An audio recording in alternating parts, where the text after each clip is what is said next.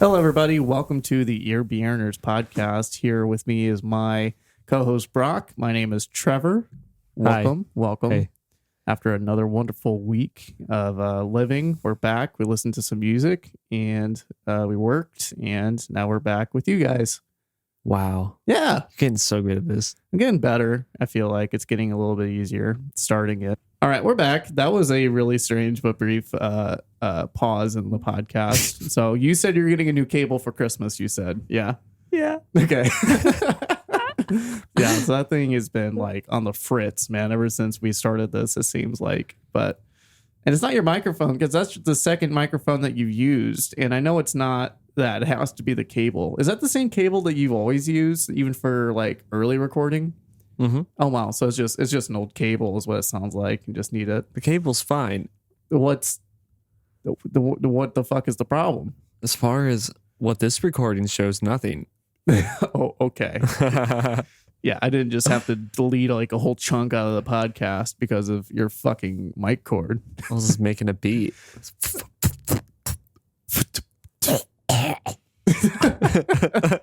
You don't have to play the soundbite because I just did it. Yeah.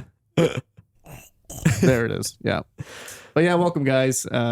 Yeah, we do a bit of tomfoolery here on the Ear Earners podcast. Little rapscallion, We're you. rapscallions. I like that one. Snappers. Yeah. Yeah. Bamboozlers. Mm-hmm. Yes. Yeah. Fucking old man. Yeah. I my birthday is a week from today. Oh. You're 27. You're going to be 27. So brave. I don't know what hit that one. Yeah, I'm going to be 27. Yeah. Okay. You've been 27, so. Yeah, I guess. But yeah, I'm getting older though. I'm a young soul. Yeah. We're both young souls, I'd say. And we're old souls. Yeah, that's probably more like it. That is true. No one's ever used the word young soul in their life. That is true. Yeah. I've been told I'm an old soul a lot. Yeah. That just means you lost all your serotonin at the age of 12. Yeah. My hairline started receding. Yep. Yeah. And happiness. Testosterone is just fucked. I got some weight I put on my stomach. I gotta take off, and yeah. Wow. Life is just meaningless from this point forward, huh? Yeah, it's really just darkness, huh? Yeah. It's kind of good, like that we're doing MGMT because I've been a fan of these guys a long time. Yeah. And there's something magical, nostalgic about them. Yeah. Because they were a band that in middle school we all agreed on as being a good band. Didn't matter what genre you were really into. Mm-hmm. Everyone kind of liked MGMT. Yeah. And then learning that MGMT didn't even like their own songs on their first album is even better. Yeah, that is interesting. Yeah. Yeah, and I think a lot of their songs, like on what is their first, the album everybody knows. What is it? Oracular Spectacular. Yeah, Regular Spectacular. Yeah, they're fucking trolls.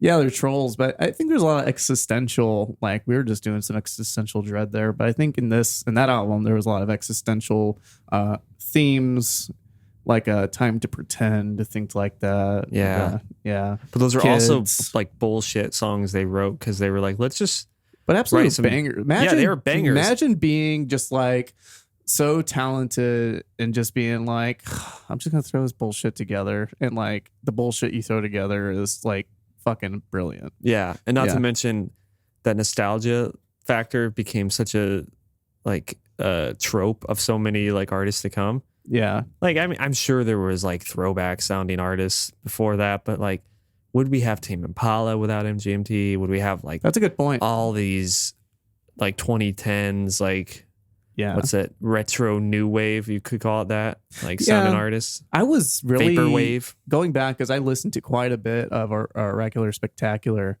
to compare to my listening of Little Dark Age, and I was surprised to look and see that album had come out in 2007. Mm-hmm. I thought it was like a lot more recent than that. I saw 2007. I'm like, holy shit! We weren't even in high school yet at that point. Yeah, I was in like 8th grade. Yeah, and they had those songs like written 2 years prior. I think oh, like, really? Time to Pretend was like on a 2005 EP, and same with like Kids. Okay, because they like performed these songs at like college parties. Yeah, and then they got picked up. Yeah, I don't know. They were just the anti-heroes of of like music, and then just to see how they like decided to go as weird as they could for the next 2 albums. Yeah. It didn't commercially pay off for them. For some reason, I still followed them. Like I liked the self-titled album, but that one like did not do well. Congratulations kind of did. I think a lot of people really just like Congratulations for the song, but like the whole album, they're like, I don't really remember that. But like Siberian Breaks, fucking banger. It's like 12 minutes long. Mm-hmm. All these little movements, got some Beatles energy to it. A lot of their stuff has some Beatles. I even got some like Pink Floyd stuff going on, and this newer one that Little Dark Age, and even some in because to be quite honest, I think like a lot of people the tracks off of Oracular Spectacular that people probably know more is like Electric Feel, Time to Pretend, and Kids, and I actually did a full listen of that one as well, just to get a better idea. And it's interesting. They're really poppy, catchy tunes really stand alone aside from their other tracks they have, which are more straightforward kind of storytelling type of things. Yeah, like there's so many people sleeping on like Weekend Wars and my favorites of Moons, Birds, and Monsters. On the Oracular Spectacular? Yeah. Okay. Did you re-listen to that album as well? A couple of weeks ago I did. Oh, okay. Oh, wow. Even before this. Yeah, man. I love MGMT. I do too. Yeah. When this came out like 3 years ago, I was listening to this a shit ton. Oh, the Little Dark Age? Yeah. Oh, you were? So you were pretty familiar with this going Yeah. Okay. Yeah. This is a good ass album. Yeah. And and like I think 2013, their self-titled came out, and like, I don't know. It was just that was in my Urban Outfitters, alt rock, indie rock phase, which was probably my most pretentious time in my life, where I was into all that. So that came out right at that time. So, Jesus, holy what shit. was that? Was that Pip? That was your kitty. Oh, Pip, you crazy kitten. She's getting spayed Monday. I was wondering why she was so cuddly. She wasn't like she wasn't like begging, but I've seen a cat like literally like. Well, I got Ferdinand, my boy, on my lap right now, and he's just a cuddly sweet man. But yeah, but Pip is a little cuddle monster. I'm glad that when you guys watched her and the dog over this past weekend over the holiday, I was really here for Pip. Yeah. She gives some primo cuddles, and she'll watch you play your game too if you're playing like on your computer. Yeah. When I was locked out of your house, she was like on the other side trying to help me get in. She was like pawing at the door, and like there was like a string for the blinds hanging, and she was like grabbing. I'm like, that's not gonna do it, Pip. Oh, that's good to know. She'll help people that's break so in. funny. But yeah, I hope she's still cuddly after she. Oh, I'm sure she will be. Yeah, her shit. Jordan's removed. just telling me like when they shave her little her kitten hair off her belly, it won't be as soft anymore. But I don't think that's too true. I think she'll still have a soft belly. Everything's gonna change. I don't want to think like that. That's my baby. You're gonna have to. Baby's first haircut. My mom didn't cut my hair for like 2 years.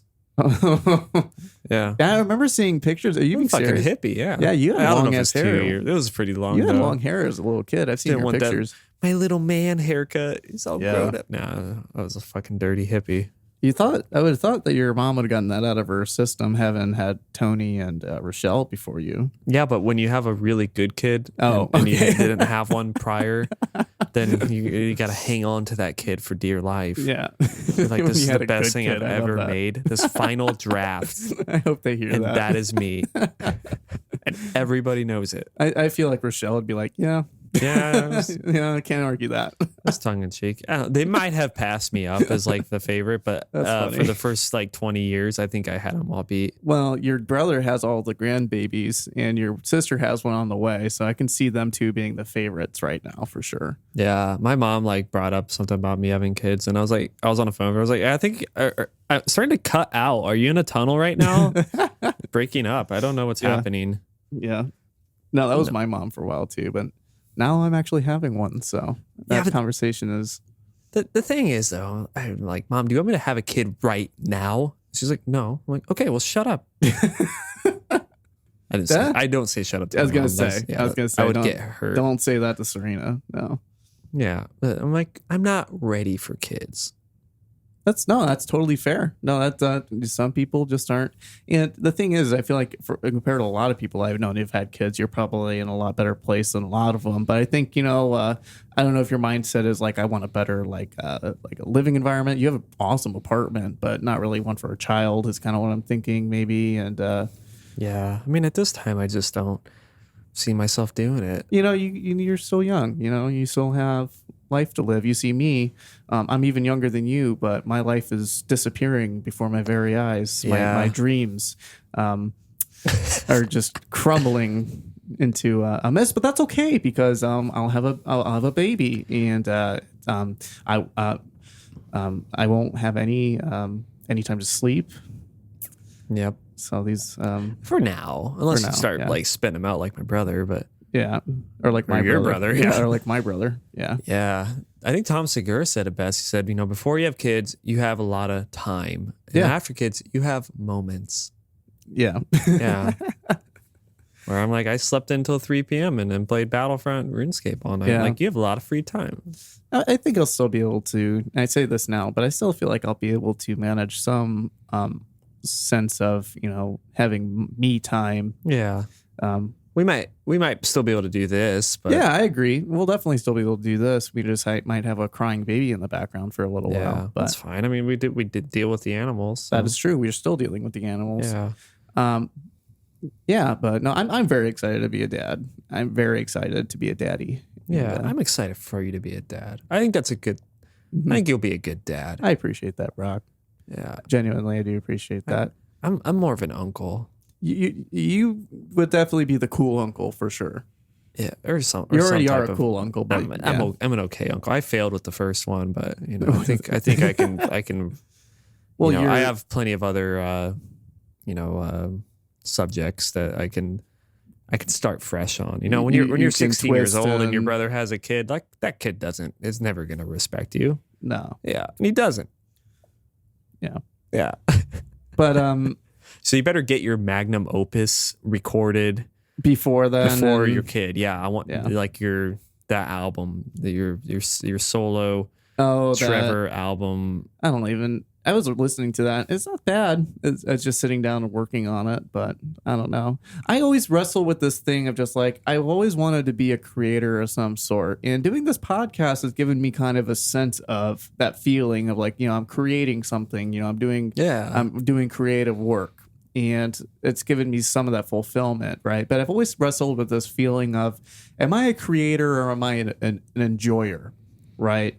I have talents. I like music. I think I have a lot of creative type thinking, but I don't know. Like, am I just somebody who's meant to create, or can I just live a satisfied life of just being an enjoyer of others' creations? Yeah, I mean, it's like, and I wrestle with that. It's like art or criticism being a form of art. Yeah, you look at like some of the reviewers, like right. Some of the publications, I mean, they're creating kind of something. Some of them are shitty at it. It's media of some sort, right? Like right now, we're creating a media. Yeah. We're creating we form of art. We care a little bit more than other people, I think, about what we enjoy. That's true. Yeah. And I think, we can look to Spotify Rap to really see how true that is. Mine was just like, from everything at the beginning of the year that I was listening to, because we changed it up a lot with the podcast starting in August. So when I started there, it kind of just dropped off. My raps dropped off. It was all like the Between the Buried and Me I was listening to leading up to that point. Mm-hmm. Like obfuscation from however you say that, from fucking what is that one? The Great Misdirect. Yes. Yeah. Badass album. I was listening to that a lot, and that came up quite a bit. And then Dead and Company and a few other stuff. But I didn't get a whole lot from the stuff that we've been doing since August. Really? Dude, my algorithms are fucked. Mine's fucked. My top artist was Flume, which, have I ever talked about Flume? No. Yeah, apparently I listened to the fuck out of Flume. And then I went back, I was like, yeah, I kind of did. Oh, okay. But yeah, I don't really own a t-shirt or anything. Right. And then like, I think I think the microphones were like my number 2, and my then God. Queen Moo, and then Chelsea Grin and Ulcerate.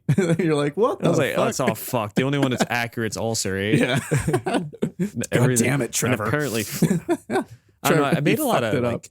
I made a lot of pop mixes, so I guess I've always thrown a flume track in there. I just never knew that it was overtaking my whole rap. And then it says your number 1 genre is death metal, and then my number 1 listen to songs "Me and You" by Sierra. Yeah.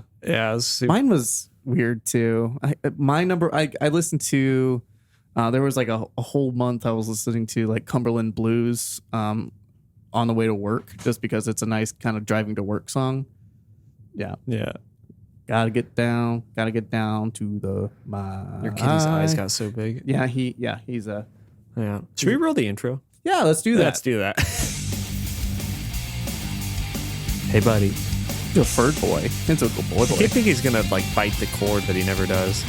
He's just like nuzzling it. Yeah, that's what he just likes to rub against things. Relatable.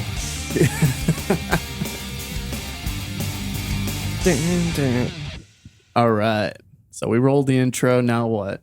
Now what we do? Fucking MGMT, man. Yeah. Fucking MGMT.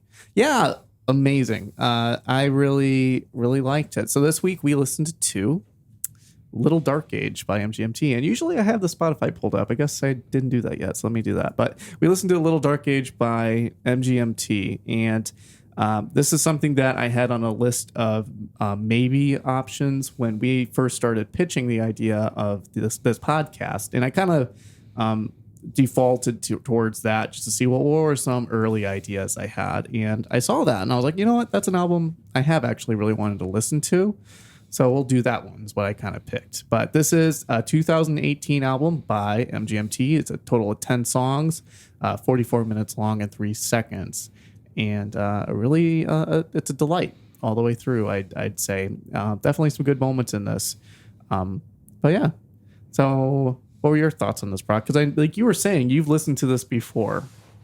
Yeah, when this came out, I listened to it. I don't remember. I remember liking a handful of tracks, but not everything. But this time around, I think I liked everything. Like I loved Little Dark Age. I mean, Little Dark Age is really good. It's great. But like some of the other ones, I think were like kind of growers on me, and I think it's because at the time I wasn't super into like maybe the weirder sides of pop, but after listening to 3 years of music in between, I think I really appreciated it a lot more.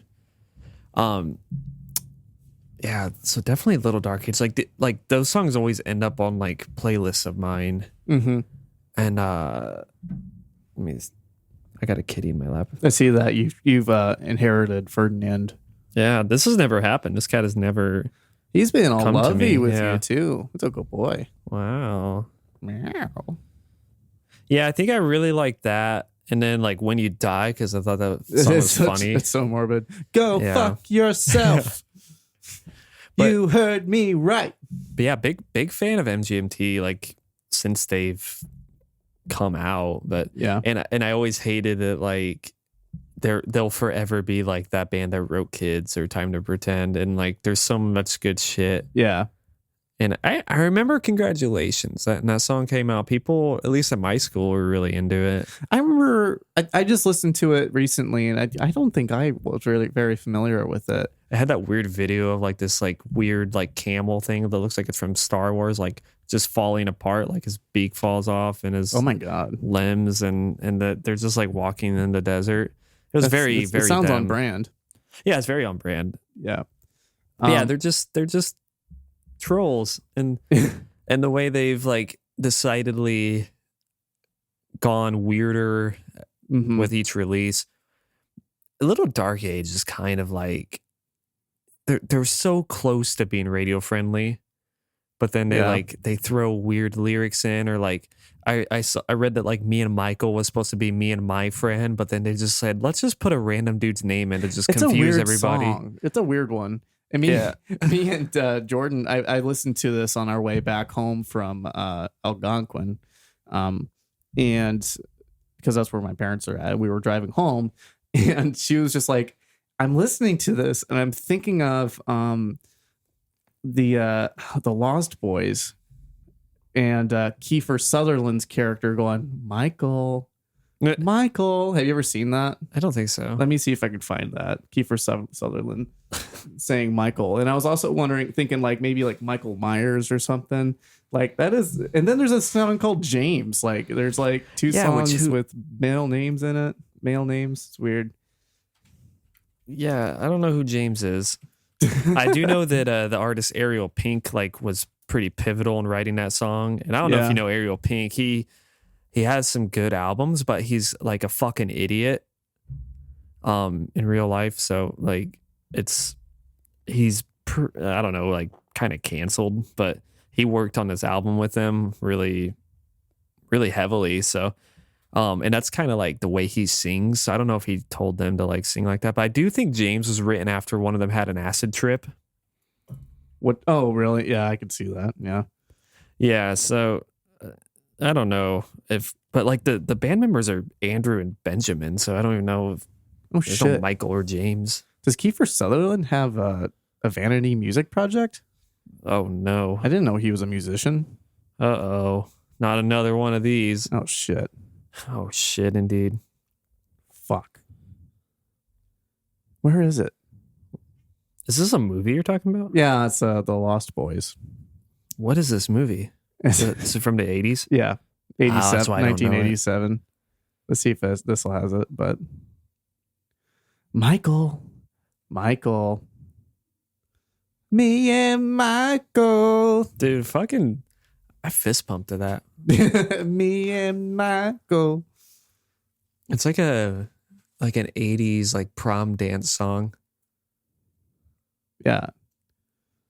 This is a vampire movie. They're only worms, Michael. What the fuck? I think Jordan got a tank top that says this. Look.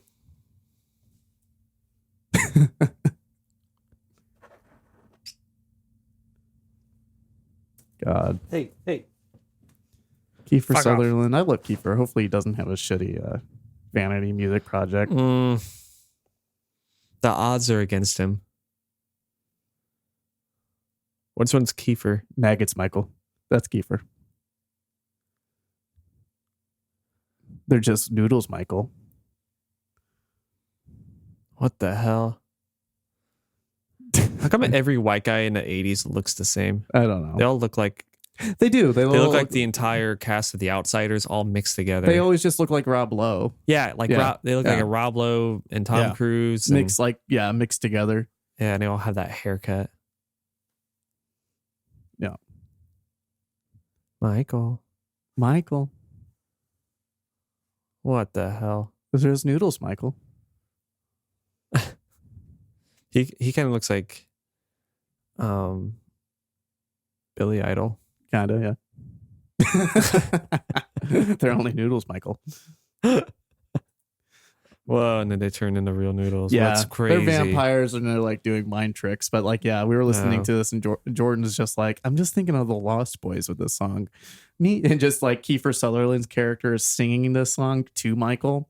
It's an interesting kind of, me and Michael. But yeah.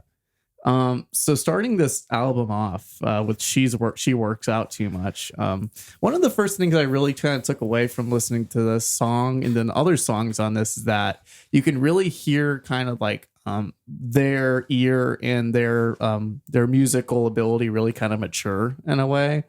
I feel like you saw that on this song? Yeah, wow. on this album just in general. It's like, this is the goofiest song. It's goofy, but like the way that it's laid out, the instrumentation, things like that, lyrically, it's just so tongue in cheek. It's so funny. Like, they broke up the because he only doesn't reason we didn't work out because we didn't work out enough.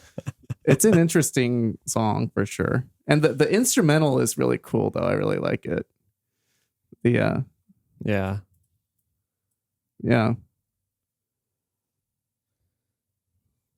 Like, how do you even write something like that? Sorry. Get ready to have some fun. Fur jumped in my lap again. Yeah. But it was an interesting start to the album. It's quite a quirky song for sure. Yes, I read that they wrote like 60 songs and kind of took the best, which it sounds like that. Yeah. Oh, Ferd. Is Ferd messing with your mic cord? Yeah. Oh shit. Fuck. It's okay. We'll fix it. Okay. We'll fix it in post. We'll fix it in post. Famous last words. Yeah. Attack of the Birds movie. Oh, Attack of the Birds. The crowing. Oh, okay. The crowing. Oh, bye, Ferd. Okay. Yeah, he had enough of you. Yeah, she works out too much. Yeah. I wanted to read the lyrics more in depth, but I knew if I did, I would only have more questions. I would not come any closer to figuring out what they're really trying to say in any of this. Mm-hmm. Besides what I could just make out in their regular, just listening to the song. So I didn't really dive into it just because I knew that they were gonna fuck with me anyway. So I said, why bother to figure out the message? And knowing that they wrote 60 songs. And a couple of times they're like on drugs. Like I didn't expect them trying to really tell me anything really. Right. Yeah. Unless they were, little dark age. Maybe they were talking about the state of the world and. Yeah, that one was interesting. It has definitely a dark age. It has a really dark kind of feel to it. Would it be fair to say that it reminded me a lot of Depeche Mode? Yeah. Yeah. It's like, because it's kind of gothic. It's very 80s. Yeah, like dark song. Yeah, but I loved the hook of it, though. The stereo sounds fake. Mm-hmm. What the fuck does that mean? Yeah. No idea. They know how to choose bass lines in this whole album. Yeah. Yeah, they're really good at that in this album. Yeah, it's just in general. Yeah, this song, I mean, it's definitely my favorite for sure. I was and listening to MGMT is what kind of got me into like, you know what? I've never really experimented a whole lot with making loops and things like that, and that's why I was kind of getting into it. And I was taking a lot of like the beats. I was getting this for inspiration. Have you ever listened to Marc Rebillet? Marc Rebillet? Rebillet. I don't think so. I sent him the link. He did a live show on H3. Rebillet? Well, it's Rebillet is how you say his last name. Yeah. M-A-R-C. I have heard him. Yeah. Just bastardized his name in my head. Yeah. He's like, they call him Loop Daddy. And I was listening to a lot of that and a lot of him this week because I really like his stuff because a lot of his stuff is performed live. But like, people that just know how to like pull beats and then like good grooves and bass lines, like he's really good at that too. But yeah, and he did that. He was with Flying Lotus in that video. Yeah. Another god when it comes to sampling and making music like that. I was listening to a song by Marc Rebillet. While I'm thinking about it, I need you to hear it. Okay, play that shit. I'm a flamingo. Wow. Wow. Is it too loud? No.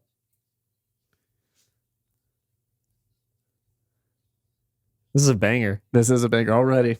Just wait. If it was just this the whole time, it'd be perfect. Oh shit.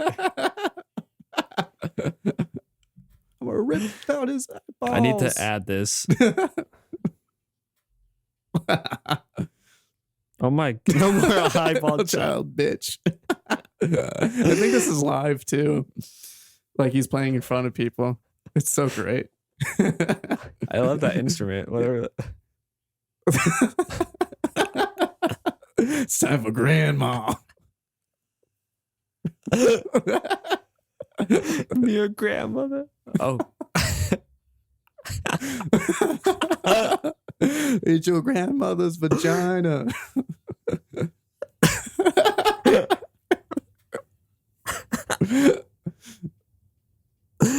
Oh, he's so amazing. I love Marc Rebillet. He's fucking awesome. I miss my calling. Oh my god, you would have done. Yeah, this I could see you doing this. Absolutely. I just have a habit of like every great idea I have, I'm like, that's stupid. Yeah. No one's gonna like that. And then there's all these people doing it. Yeah. Not that I had this idea.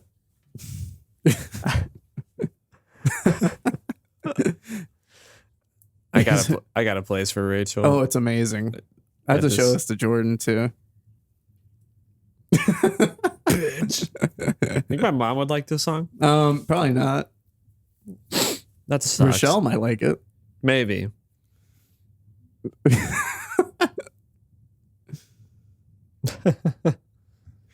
Yeah. Baby spinach for dinner.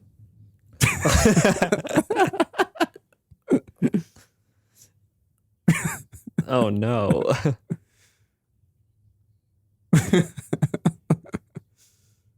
That's so great.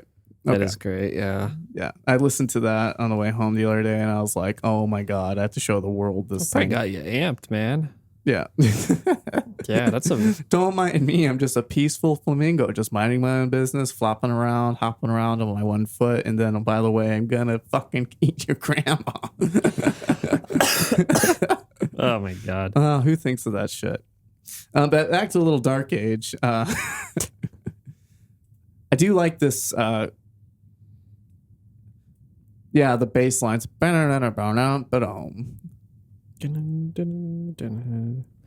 Yeah, that's a good bass line. Yeah.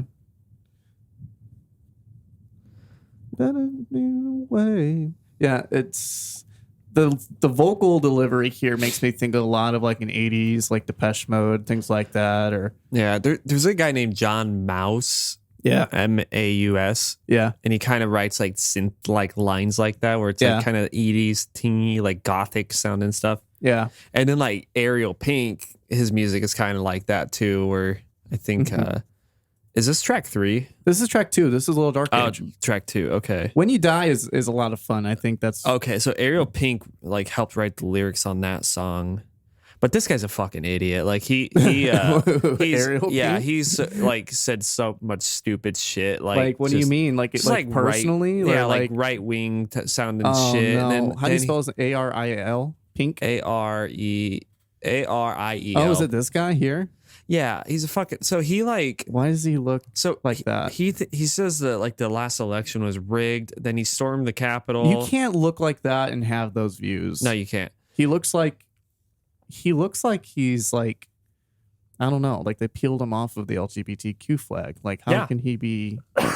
Look at this picture. I mean, I'm going purely off of his looks. This does not look like to me he's somebody not the poster who child of the Republican Party. If this man went to the RNC, he would get beat up. He would get his ass kicked if he went looking like this. No offense to this guy, but yeah. No, all offense. All offense. Okay, so apparently he's kind of a POS. What you're saying? He's a fucking idiot. Okay. I don't even know if he means harm. Like, but he's stupid. Like he said the election was rigged. Then he goes to the January 6th like rally. He was there. Yeah, he wasn't arrested or anything. But then he comes on Tucker Carlson in support of Joe Biden. What? Okay. Maybe that's just his mental illness. Maybe that's just what's happening here. I think he's just like... Everything I'm seeing about him doesn't scream to me like maybe like some weird Q thing I could see, but nothing like... You know, like those guys who have like they just went wrong in some direction where they were probably liberal at one point. They were probably like into like the whole punk ideology of like raging against the system. Right. And then all of a sudden they were like, you know what? The liberal idea is kind of popular right now. I should go opposite of that, even though it's a better idea. Like the fact that like revolting against any establishment is like that's all they took out of like that ideology. It wasn't like, well, maybe we shouldn't totally revolt against that because it's like in favor of like really good things, and the contrary to that is in favor of bad things, just because it's not cool anymore or mainstream. Right. Like they just like the idea of like fighting and being different against something. Right. So I think that's where he just ended up on the wrong side of that. That's what it sounds like. Or he just has really shitty views and he's just a terrible fucking person. Or maybe musicians should shut the fuck up because because you write good music doesn't mean you should be listened to in every other area. Do you like his music? Yeah, pull it up. Okay, I can. Pull up But look at this picture of him. Like, What the? Yeah, like that's confusing to me. I think he's bi. I think he had a relationship with a male too. So okay. I mean, okay. Yeah. So I mean, I don't know why he hangs out with the people he chooses to hang out. Yeah, that's strange. But listen to pull up Foreshadows. Like the word from foreshadow the album Pom Pom. Okay. Yeah, Foreshadows. It's like track 3 or something. Okay. Oh wow, that's weird. Yeah. Yeah, like he's a creative dude. And you can kind of hear that like is interesting. Yeah. the James influence. Yeah, I can see that. Yeah.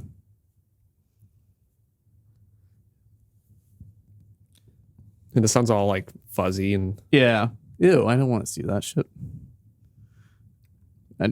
Sorry, I just saw his nipple and I didn't need to see What's wrong with the nipple? I didn't need to see his nipple, I guess. Sorry. Yeah, I don't know. I guess I don't know enough about him either, but it looks like he's got some weird shit going on with the Capitol Hill riot, and that's just kind of where my there's this picture here, Fox News, Tucker Carlson, indie rock provocateur Ariel Pink tells Tucker Carlson he'll be destitute and on the street after label drops him for attending Trump rally, which turned into a riot on Capitol Hill. Well, yeah, I think, I don't think he actually has a real opinion. I think he just like says shit that will ruffle feathers. Yeah. And that's cute, but God, fucking I don't know. When you Tucker actually Carlson. go to the place, I feel like that's a commitment. Yeah, there's a strong. You got in your car and you drove there. You either drove there or flew there, or that's a really unflattering picture. But yeah, it's not a good image. The optics on that aren't great. If you like went there and then from there went to the Capitol Hill thing, it's kind of like that meme of like the kid who puts the stick in his bike spoke and he's like, you know what I'm saying? Yeah. It's like, man, they're canceling. I'm destitute because like, damn them. But it's like he stuck it in his own tire spoke because he went to the fucking thing. And then Tucker's like, they're there. You were just speaking your mind and they won't let you because they don't like free thinking anymore. Right. Yeah. Like, no, we're not putting up with your bullshit anymore. That's what we're doing. Yeah. Bastard. Fucking bastard. Fuck Tucker Carlson. Fuck Tucker Carlson. With his fucking frowny face when he's staring at you while you're...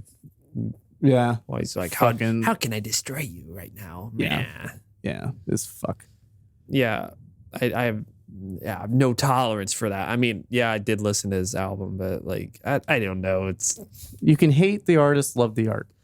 Yeah, I mean, to an extent. Does that cross the boundary of like, because there's like R. Kelly that doesn't, yeah, you can't. I don't feel like you can like R. Kelly's music. Yeah, like I would probably. And it sucks because I don't listen to Burzum because he's alive. Yeah, but when he dies, I might. Oh, okay, yeah. Or like the guy from Dissection, he's dead, so I'm like, well, he's not profiting off of me right now. What did he do? I killed a guy. I think. Or maybe 2 guys. But yeah, he's dead, so that's okay. Or like anyone who like maybe like I said I was telling Rachel about like Ariel Pink. I'm like, yeah, I don't really want to listen to this guy or support him. She's like, you listen to Church Burners. And I'm like, yeah, they serve their time though. I need to make a playlist just called Church Burners. The Ear Burners podcast presents Church Burners. Yeah. God. Well, like, yeah, I'm like, Samat did it when he was like 17 years old in like 93 and has not done it since and served his time. That's a little different than the guy who did it like fucking 6 months ago. And that's true. Or like, I don't know. I can't really listen to Travis Scott right now. No, but that's another one. And I'm wondering like, when will I really be able to him? Really, anyways, so that's not a big loss for me. I was a big fan. I know you were, and the only song by him that you showed me that I really knew was that Antidote song. Yeah, that whole album. It's good. I just don't want to support that right now. I don't know when he can ever come back. That's going to be a while, and honestly, maybe a little remorse between then and now. I maybe think he could use a lot of probably therapy, new PR team, PR team, yes, and learn not to use filters when you're making shitty apology videos, and he just doesn't have grounding in reality, and it seems like he's just I'm sorry, but just kind of a shitty person in general, right? Going back to just not even this event, but prior events leading to that incident, and also what happened with his manager, just leaving him there to struggle when he was having a fucking seizure. Yeah. So he's just a shitty person. So I guess like that compared to a church burner from the 90s. I mean, he's dating like if someone's actively burning churches, I won't listen to them. Okay, that's fair. Yeah, that's fair. But no one worth listening to is doing that. There was like I think in America there was a couple. Do you feel as a listener to music that it's important before you pick up a new artist that you look into them as a person before you get into their music? Because that's kind of the interesting thing. Because if you tell somebody, it seems like, you know, I'm not saying like a boomer, like this is what's happening now. People are judging you for what music you listen to based on the art. Like, I'm not saying that, but it almost seems like, you know, it could probably be in a way just like you listen to this person, but you didn't do your due diligence to see that. You see that a lot, like with like YouTubers and things like that. Like if you like a YouTuber and you say, hey, you know, shout out this YouTuber, but like later, like early when they started, they were like posting like maybe some racist or anti-Semitic stuff, and it's like that falls on you for promoting that, right? Yeah, man. It's like homework on top of. It's like YouTube to music or like stand-up comedy. Like that's another big one. Is stand-up comedy is a huge one. Like I watched Seven recently with Kevin Spacey. Oh yeah, that's and actors and and that was okay to watch. But I feel like when you're watching a comedian, that's like them up there. So like I'm not gonna be watching Bill Cosby specials ever. Yeah, but I watched a Kevin Spacey movie who was only in it the last third, but I don't know. It's like it's a case by case basis. Like I think Spotify told me I listened to like 900 unique artists last year, and that's a lot of homework. Yeah, and just casually discovering something and enjoying it. I just don't feel the need to do that. Yeah, there's no like due diligence of having to. Yeah, and that's what I kind of think too. Is like that's overwhelming to do. You know, if I really like an artist, I will take the time to learn more about. Usually them. You do, and when something important happens, like that's why it's disappointing about like Drake fans, because like he literally has had accusations against him for like grooming minors, and they're like, nah, man, Drake fucking makes sick beats, dude. Yeah. Like, what a fucking like horrible audience. Yeah. To like continue to support this guy, like they should probably drop him. I'm sorry. I mean, like the one person is like, how the fuck does Chris Brown still have a career? Exactly. There's a fan base who does not care or thinks that. How the fuck do people still endorse him? How the fuck does he still get like how was ad he on deals? How was he on the last Kanye album and then later gets removed? Yeah, because Kanye's like, oh, maybe we shouldn't have him. Nobody should fucking have him. Or like when he invites Marilyn Manson to, and it's so hard because I like Kanye West and I do listen to his music, but here he is like holding out the hand to like the Baby and Marilyn Manson. You know, like, well, maybe I shouldn't listen to those songs. So I don't know, man. I don't know what my responsibilities are, because there's some weird line that I have that I don't know what it is, but there are artists I just won't listen to, and then there are some where I'm like, well, why is that okay? Right. It's like, what is the line? Yeah. And maybe it's the offense itself that we're talking about. Like you just mentioned. If like, Kanye was beating up Kim, probably not. No. Yeah, absolutely. And you were saying Drake grooming children and the accusations. I'm not saying he did. I'm saying that there's allegations. And you know, like that's a big thing, right? Yeah. Same with R. Kelly. You know, we know what he did. Like finally, like he's getting like his, you know, like it took so long. It took so fucking long, but like, yeah. And we're like at this place where like people, and by people I mean men, hear of their favorite person getting accusations, and the first thing they do is say that's probably bullshit, instead of, well, let's hear it out and see if there's validity, if this came from something valid. Well, it's a bias. It's to the point now where they think that cancel culture has done more negative than good, because they've had a couple examples where it has, you know, ruined people that were innocent. But I agree with you. By and large, I don't think it's as harmful as it's been good. So I think they're looking for it to be wrong, especially with people that wow, I just couldn't see Drake doing that. Like, bitch, You don't fucking know him. That's been every serial killer ever. Yeah. We never saw it coming. We had no idea. He was such a nice Ted guy. Bundy's too handsome to do all that shit. Exactly. So like, why is your guy any different? Your little fucking mascot for your life that you've wrapped your personality around. This parasocial relationship you've developed. You have no idea what that fucking guy is like, exactly. in his own life. And if he's a celebrity, he's probably a piece of shit. Like just bet your money on that. It sucks, but yeah. You know why I know that? Because whenever there's like a Keanu Reeves or a Steve Carell, we like have to mention it. Yeah, that's true. And the fact that should just be normal, that he's a decent like a guy. Paul Rudd, or like a, yeah. Wow, he's such a nice guy. I'm like, yeah, that's how few nice guys there are. That like that's like you get a little gold star for that. Right. Yeah. When everyone literally is probably James Corden in the background. Oh fuck. Oh fuck. He came up in a movie we just watched. We just watched Cats. No. No, we were watching this. It was Ocean's 8 with Sandra Bullock. Yeah. And he was in it. And as soon as I saw his fucking face, I was just like, turn it off. Yeah, I didn't turn it off. I was like, fuck. I just don't like him. I don't know. No, he's a piece of shit. Yeah, he is a piece of shit. Yeah. He's like the rudest guy off camera. And also advocates for furries. I think does he? Cats. I think he advocates for some. I think it was that actresses, like women actors, and again, I could be completely wrong, but like I think he was advocating that they don't deserve as much pay as male actors. Really? I think that's what he was advocating for. And yeah, he's just. How do you argue that? And he's just and there's like other stories of like with his children, like his wife is just always the one having to do all the work, and he's just a lazy fuck. But anyways.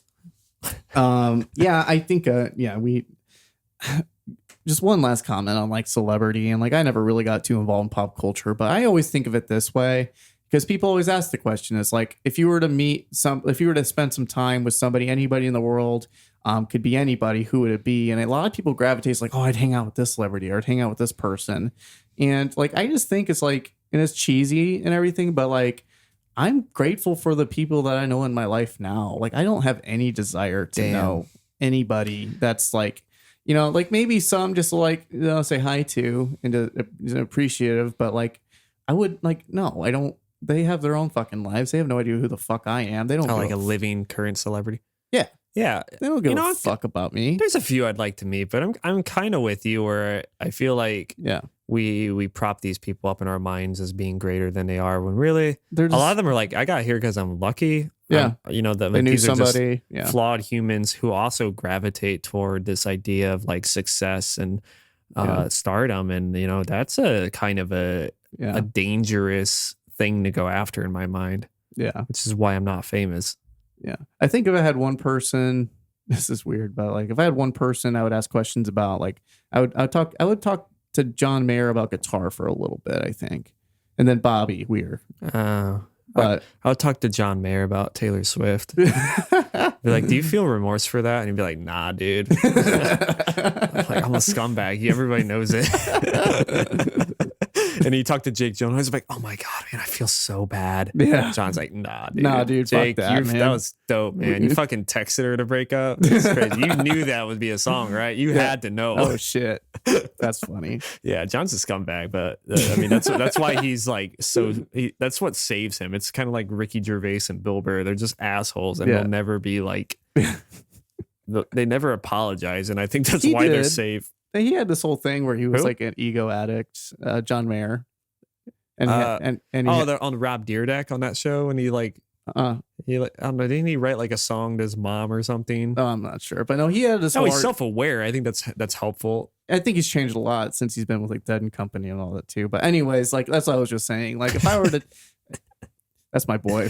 That's like my weird guilty pleasure is I don't like really a lot of his music, like his own personal music. I do like some of it, but like John Mayer, he can get it. If he writes a song where it's all in the key of F sharp and it's called Scumbag Songs, I'll buy that. And it's all like Three Doors Down riffs. Yeah.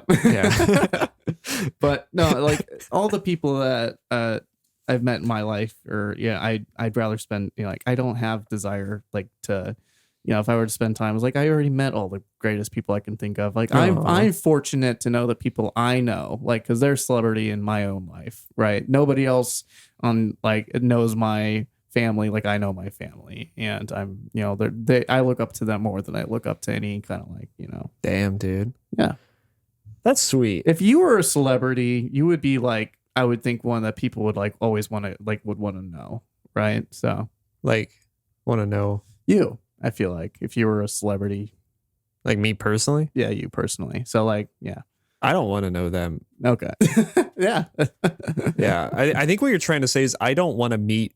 I don't want to talk to anybody who I haven't talked to before because that's because I'm an introvert. Yeah, and that's okay. Yeah, we really got off topic here. I think it's interesting because like because Ariel Pink did help on this album, and it's kind of like he actually did help on this album. Oh, okay. Yeah, he wrote some lyrics to like "When You Die." Oh, okay, it's a good song. And so like when you ask like should you research things like so like yeah, Marilyn Manson right now is for all intents and purposes a piece of shit. Yeah, if he collabs with Kanye West, who Kanye's borderline. But he's actually yeah. Continue. Sorry, he's got some mental health shit that he's got. Should you not listen to somebody because their friends are shit? Which is kind of our MGMT issue with Ariel Pink being on this album. Like, if they support the shit, I think. What have they done? Like this is 2018, so I mean he that's what he was a piece of shit before. Don't get me wrong, but like I think going to the Capitol is kind of like it's putting the final nail in the coffin. I think it's an interesting conversation. Like if I did something fucked up and you didn't say anything, does that make you accountable for my fuck up? I don't think so. Or did I still choose to hang out with you? That's yeah. There's a difference there. I think though. I think the line is there if you called me out and held me accountable for it, and maybe like said I don't agree with what he did. Say I did something bad. Maybe let's say hypothetically I went to the Capitol riot and you still decided to hang out with me. Well, first of all, would you still hang out with me if I went to the Capitol riot? Yeah, that depends on like how you felt knowing what happened and if you had said this was a stupid idea. Yeah. I'm a fucking idiot. Yeah. I don't know why I did that. Maybe, but if you were like still deep seated in this bullshit, I had like it would be hard to talk to you. Viking war paint on my face. Yeah, if you were sitting across from me with that fucking like animal around you, and we were trying to like do this, it would be a little hard not to like resent you a little bit, or just like, but I don't. If I came back and I was just like that was stupid, I was like I don't even know what I was doing. Also, I feel like I would not be like. Out of the blue, I don't think you would turn into that guy. It's just I've never known you to be that guy. Right. So I don't. Yeah. I feel like I've chosen my friends kind of carefully and distance myself because I grew up with people who would have been down with that, and are probably still down with that. And I don't talk to those people anymore. So that's true. Just slowly, like, because like politics. So maybe that wasn't the best example. Maybe then, but like. Yeah, or if you murdered somebody, like in the case of Emperor, like their best friend like murdered a guy, went to prison for it, and like 10, 15 years later, during a reunion show, they bring him out to drum, and people got pissed at that. Right. But I would assume there were some conversations had between the members and or like As I Lay Dying with like Tim and the band trying to get back together, like, and then the guitar player left recently because he's like, I can't do it anymore. I can't be around this guy. Right. So it's I guess it's weird. Like I would have to see quite the level of remorse and that's fair. Quite a bit of like changing. There'd have to be a lot of accountability. There'd have to be a lot of, that remorse and that, the sympathy, not sympathy, but the feeling of I did something wrong. You'd have to see the shame in their eyes and I could see that. But like Kanye and Manson, like Manson has not held himself accountable for it. Kanye's not held him accountable. He's just like, come to church because we're all sinners. Like gross. You have not done anything to actually try to turn yourself around. Right. Nor has the blanket statement of, yeah, we're all bad people. Like, he's an especially bad person who has not served his time or shown remorse or corrected or course corrected or anything. He's more like, I'm coming here because I'm canceled and this is a safe place for someone like me. Yeah. So I don't know. It's like just this. It's a case by case scenario. So yeah, I agree. That sounds. I would need fair. all those things. Like, I fucked up. That was stupid. Right. Take me back. Yeah. And then I would have to re-explain that to every single person who's not aware. Cause like, right. The biggest Trevor thing, had a conversation. He said this and that he felt bad for what he did. Yeah. Cause even if he's working on it. What if Ariel Pink had done this already with MGMT? And but when you as an audience or a listener Googles his name, you're not going to get they made up, their friends. Right. He's apologized. No, you're not even going to get the apology. Right. And that's kind of a shame, but right. I don't know what to do about that. Right. It's not like broadcast on this. Like, if you're looking at a Spotify page, you wouldn't even know, I don't think. But if you looked into it, you would find that out too. But that is interesting. That is an interesting conversation and a good point there. And, I don't know. I guess Pink as an artist, like, I think of the woman songwriter, singer Pink. Yeah. So, I mean, I did listen to his music. And I don't want to like excuse anything he's done or any of his thoughts or anything, but I don't know. He's still in a gray category for me. He's not in the Chris Brown or the Burzum category. He didn't. Yeah, he was not violent. He has said terrible things and been at a terrible place at a terrible time, and has stupid fucking thoughts. Yeah, and I'm like, where. And I don't think his lyrics really speak to him as a person either, nor do they promote any of this stuff. Okay. So that's another factor if you're using your platform to like push your agenda. And he doesn't do that. I don't believe so. I mean, I don't know what the fuck he's talking about half the time. Okay. Maybe his agenda just talk like a fucking idiot in general. Honestly, Burzum lyrics don't do that either. Okay. But like Brand New, when that guy came out as, I don't remember what he did. It was like sexual assault and all that. Oh, wow. Because they're like an emo band. Yeah. And that audience loves the personal side to these bands and the lyrics. I feel like those are just child abusing magnets. Yeah, exactly. Like, what was it? Blood on the Dance Floor was another one. God, yeah. And like, it seems like they just gravitate minors, and they know their power and they use it. Right. Every Brand New fan turned their backs on that singer because of that. Yeah. Because I think the lyrics were so inward that they could not listen to him because they knew that he was a fraud. Yeah. So I think the genre matters too. Like if you're like singing about something totally different, like maybe someone can excuse that. And then there's like Tim Lambesis who still is in the band, and like they took him back, and like he was a Christian band. He plotted to get a hitman to kill your wife. Yeah. Was it? Yeah. So I have crazy. like a documentary of them, and the wife was so nice. She'd go on tour with As them. I Lay Dying too, and I haven't listened to them since then. So maybe that was my line, because I think because of that, like I was like, that just like I didn't like them because they were a Christian band, but it's just like, oh my god, like where are these values? Who are you as a musician, and like what do you believe in? And I don't know. It was just like, it just felt yucky to me, and so I've stayed away from them since then. Yeah, it's just gross. I don't know.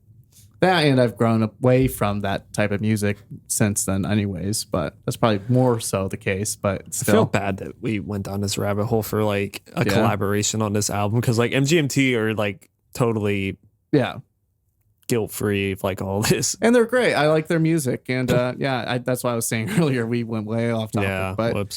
But no, I think it's a good conversation to have. It's just an interesting thought. Like I would hold you accountable if you did something stupid, and I know you would do the same to me, but I think that's being friends and supportive as well. I would want you to be critical, and if I don't let me get away with things, because when you let people get away with things, you just give them warrant and that permission almost to go out and do that same fucking thing again. And that's why it worries me that we still give Chris Brown this fucking platform, because when we do that, it's just like, oh, I got away with it, and I still have a career. Yeah. Like, I'm invincible. It can't be as good of a career, but yeah, but I can still fucking do all these things, and nobody's going to cancel me because I'm this fucking, popular fucking dude. they have God complexes. They just think they can do this shit and get away with it. This is why it's easy for us to say this, because we don't have to.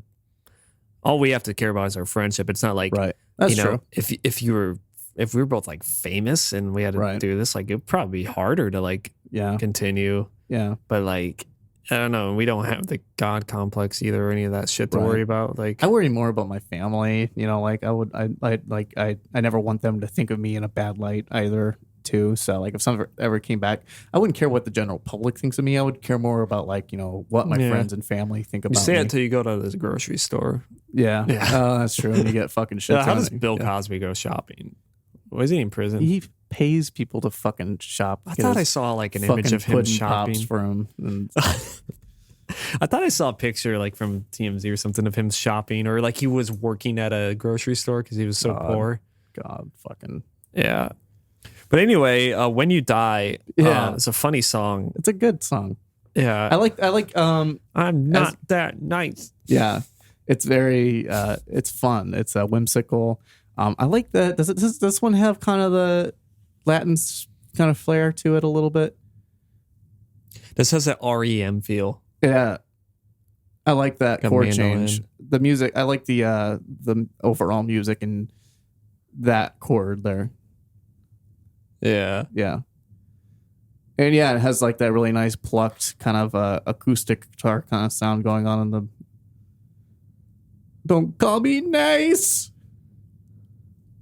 Hard out. It just seems like it's written by a guy who's actually nice and he's trying to sound mean. Yeah. That's funny. Yeah. Because he's singing it in such a that tone. That beta tone. Yeah, exactly. I'm not that nice. I'm not that nice. Mean. Don't mess with me. Yeah.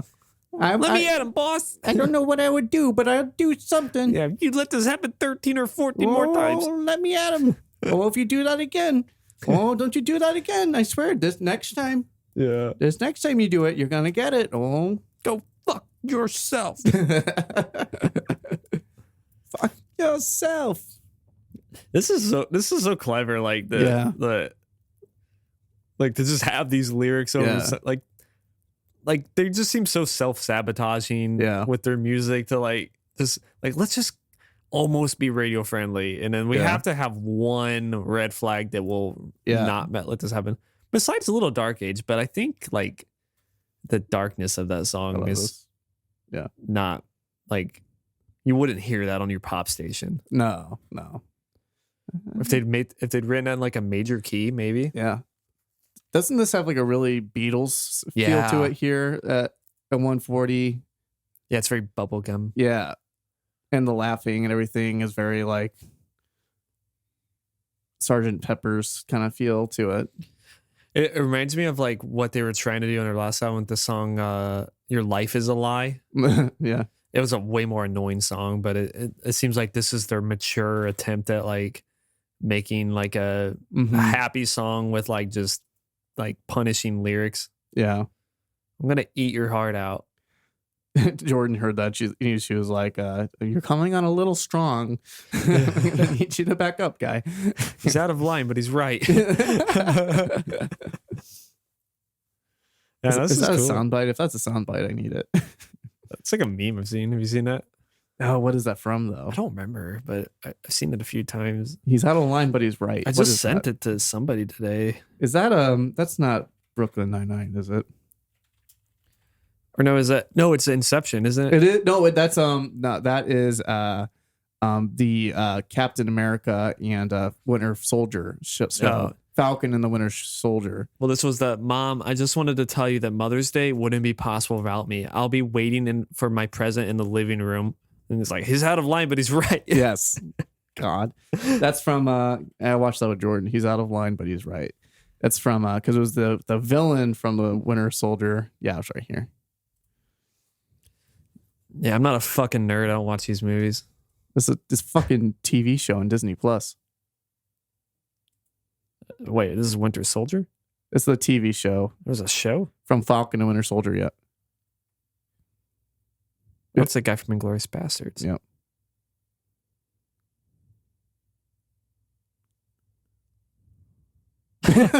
I love it. He's out of line, but he's right. Man, fucking fucking Marvel movies, dude. Yeah. He's not a line, but he's right. I liked When You Die. It's probably one of my favorites on the on this album. Me and Michael is kind of silly. I like it, but like I said, I can't get Kiefer Sutherland out of my head since Jordan said it. I love this song, man. This Me is a fucking and Michael. This instrumental. It's so pop. Imagine being back in the 80s doing it's like a Rick prom. Astley kind of dance. It's like like prom, an 80s right prom. before the zombies attacked the fucking high school. This is this song. Yeah. It's like a Halloween Town sounding song. And he, like, whoa, whoa. A lot of this makes you think of like you know, you can see definitely like how MGMT can be in the kind of the same kind of box as like Tame Impala can be too. You know, like they had kind of a similar song on the song that everybody fucking knows off Tame Impala's Currents album, and that's The Less I Know the Better. Yeah, which also kind of has like has a good groove to it, but it sounds like an old 80s kind of like ballad, like prom song, right? Yeah. And also I love that song because my name is in it. That's great. Left with Trevor. You know, I as much as I love Tame Impala, I gotta say MGMT might be a band I like better, like as song. A band. Like, I just feel like with Tame Impala, there's like, did you know Tame Impala is just one person? There's that bullshit of like them taking this guy so seriously, right? And then MGMT is just like, MGMT could have had this song on the radio. Yeah. But they threw in Me and Michael as the song title, which that was Me and Michael by MGMT. Yeah, like this is supposed to be this love song, and and it just shows like the radio's still not ready for a gay romance song. Like, how sad is that? Even though I don't really know what this song is actually about, I don't think it's actually just a love about song. Michael being a solid dude. I think that's some they of said the it's about friendship. Yeah, Michael is just a solid guy. Me and Michael, he's as solid as he gets, man. With a slight lyric change, this could have been a commercially successful song. Yeah, me and Michael. And they said, "Fuck that." Solid as they come. Me and Michael. I've not a question now. Me and Michael, solid as they come. Yeah, I just watched Luca the other day. Luca from the Pixar Disney movie. Yeah, I think. Yeah, it's about. Oh, is that the mermaid one? Yeah, I haven't seen it. Which, oh my god, dude, I cried. Those movies do that, dude. Dude, those Pixar movies will. I cried more in that than in Up. That's crazy. Yeah, really. I want to watch Coco, but I've heard Coco. That one's a really popular one. I've heard that. Coco's like 9 out of 10 movie. I need to watch it. Yeah, you should watch it. I don't think I didn't cry that much. In Coco. Yeah, it's about family, so you might cry. Yeah, I love family. Yeah. I fucking love family. I don't, but why was Luca so like I see like the commercials for Luca, but I never thought that would be a tearjerker. I don't think I really like connected that hard to it. I just had so much empathy. I don't think I've ever seen you cry. Let's watch Luca. Okay. Shit. I don't know, it's like a boy, he's a mermaid, and then he like meets another boy who's like gone to the surface where they turn into people, and then they become friends, and like I don't know, I was so invested in like their friendship, but like there's also like this hint that they might be gay, but they're like kind of young, so they're not like, you know, at that stage where they, you know, the prepubescent that kind of feel to it. I don't think it was totally intended, but like, you know, when like the humans don't like sea monsters. It's like they're sea monsters, not really mermaids. Yeah, so like they see a so he has to hide that he's a mermaid. Yeah, or and else like, you know, the rest of if they knew who you really were, they wouldn't like you. And so it fucking gets you. Yeah, that's like right. Yeah, like this acceptance, and like it's a story that's been told before by Disney. But man, did they fucking nail it with that one. I don't know, man. The beginning of Up is just rips your fucking soul out. And, you know, being married and oh my god. In the middle of Up. Oh my god. And because she's got all those dreams. Oh my god. Yeah. And then he opens the book and there was all pictures of them. Yeah. But like, I don't know. I think the story of Luca kept me, because like Up gets a little ridiculous. It gets a little weird. It loses you at places. I like Doug the dog. Yeah. But like the beginning of Up, I think I cried the last third of Luca. I fucking tear up just hearing the fucking intro music to Up. Oh my god, yeah. No, that's brilliant. You know why I'm Up is not. It's not ruined for me, but because Ed Asner is in it, and you know about the clip. Yeah. Don't be stingy. Don't be I can't get it out of my mind. So that's the whole. And the fact that Christina had a cameo paid for where Ed Asner before he died. Oh God, he did. Yeah, this is a good clip. Yeah, he did some of the lines. Oh my God. They said Thomas had a hernia surgery and he's worried that his hole's too big, so assure him that it's normal size. So oh my God, Ed Asner was like, it's normal size. Fucking great. But yeah, so Me and Michael makes me think of Luca. Yeah, wow. You should watch that movie. Yeah, you should watch Coco though. I need to watch Coco. Coco is like an essential. It's like and it's funny. It's become an essential. Like almost like when we were younger, it's like like Wall-E was an essential. Yeah. And now the new essential seems to be Coco now, and that's one I've always wanted to see. And we have Disney Plus. I'm sure I could watch it any time. I just need to sit down and do it. I've always wanted to see it. I watched it. It looks really good. I love since working at that Mexican restaurant with you, I've really grown a really like interest in you like the Day of the Dead. The Day of the Dead was really cool. There's another good movie called The Book of Life. Yeah. Also kind of about that. It came out like I think around the same time. Okay. It's not Disney, but it's on Disney Plus. But I think Coco's better. Okay. But yeah, it's a good story too. I watched a video by Wisecrack on how Disney ruined culture. Oh wow. And it was mostly about like their 90s movies. And I realized those movies actually are terrible. Like they send horrible messages to especially females. They said like they did like studies and like people who like grew up with like Beauty and the Beast and like Airgirls, like their favorite like princess ended up in abusive relationships more likely than others. Yeah, because up until more recent Disney femme fatales, you have more independent characters. So good. Imagine growing up. If Jordan was here, she'd be having a great conversation about this because she's like, you know, like the Frozen characters are like, we're kind of like the first to really break that mold of being. I don't really care for, like, my nieces loved Frozen. Anybody who had a child, even the Princess and the Frog, I think is a better even the princess. Princess and the Frog, and that's older. And like, that did.